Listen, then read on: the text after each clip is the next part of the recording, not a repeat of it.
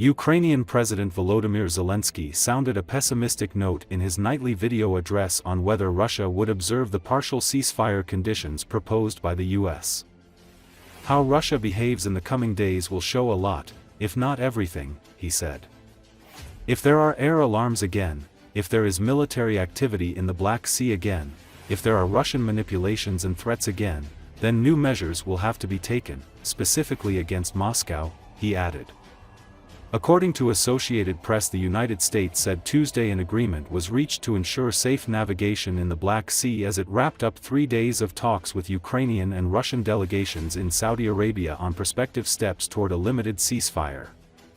Ми в Україні будемо все робити, щоб домовленості спрацювали і щоб не було ударів, але росіяни повинні знати і повинні усвідомлювати, якщо вони будуть завдавати ударів, то вони отримують сильну відповідь. І відповідальність буде на них. Зараз Москва щось там вимагає щодо зняття частини санкцій. Хоча 3 роки розповідає, що санкції їм нібито не страшні і навіть корисні. Але якщо не спрацює ще й ця домовленість, якщо росіяни не виконають умови сьогоднішніх домовленостей і спробують знов тиснути на Америку, на Європу, на Україну, то відповідь, вважаю я, має бути одна. Точно нові санкції, точно більше тиску. Те, як Росія буде себе вести найближчими днями, покаже багато чого. Якщо не все. Якщо знову повітряні тривоги, якщо знову військова активність в Чорному морі, якщо знову російські маніпуляції та погрози, то треба буде вживати нових заходів саме проти Москви. Ukrainian President Volodymyr Zelensky commented on the talks between the US and who he referred to as the war team in Saudi Arabia. According to Associated Press, Zelensky said he expected a report following the meeting between Ukrainian and American teams, adding that, to pressure Russia towards peace, strong steps are needed. Нещодавно я говорив з міністром оборони Рустемом Умєровим. Вчора відбулася зустріч з американською командою. Сьогодні представники Сполучених Штатів Америки говорили з командою війни, з представниками Росії. Після того знов зустріч української та американської команд. Я очікую також і нової доповіді.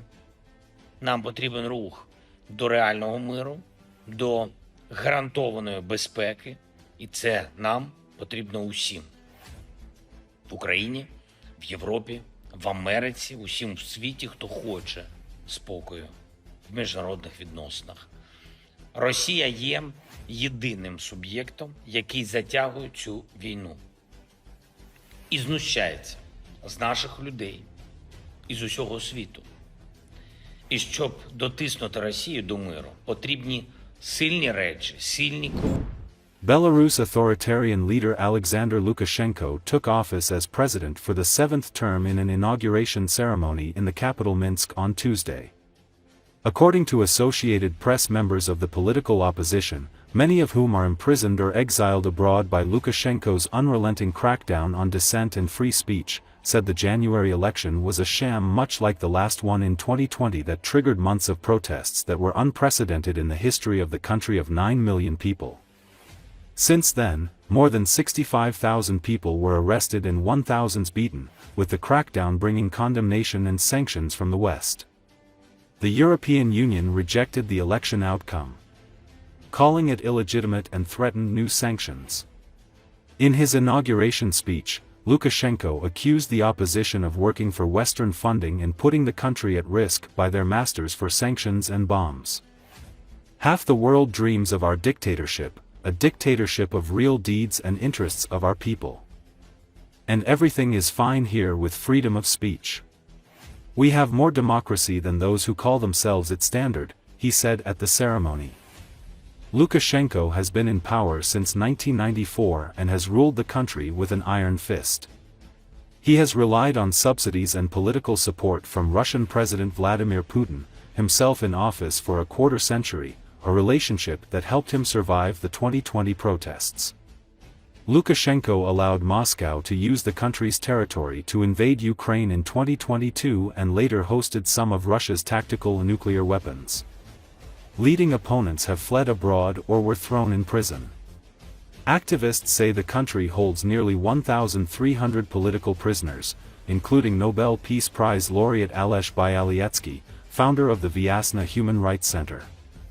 Since July, Lukashenko has pardoned more than 250 people.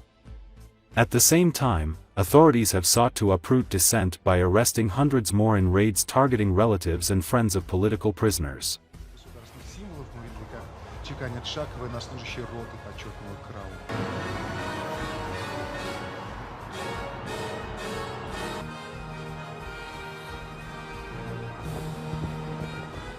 Президент Республики Беларусь Александр Григорович Лукашенко.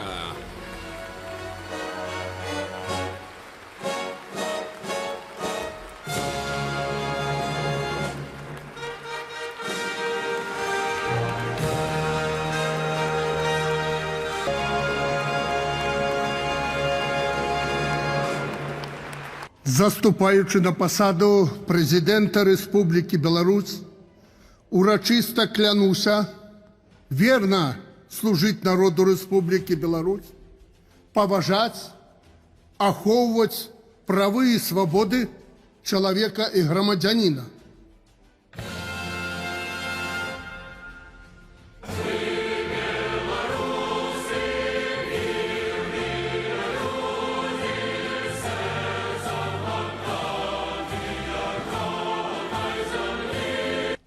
Дорогие соотечественники, уважаемые гости, расследование новой администрации Трампа вскрыло вопиющие случаи финансирования USAID и NAID, госпереворотов и цветных революций по всему миру, в том числе в Беларуси в 2020 году.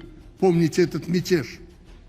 Благодаря вам, продавшим родину за эти гранты, а точнее вопреки, мы стали сильнее.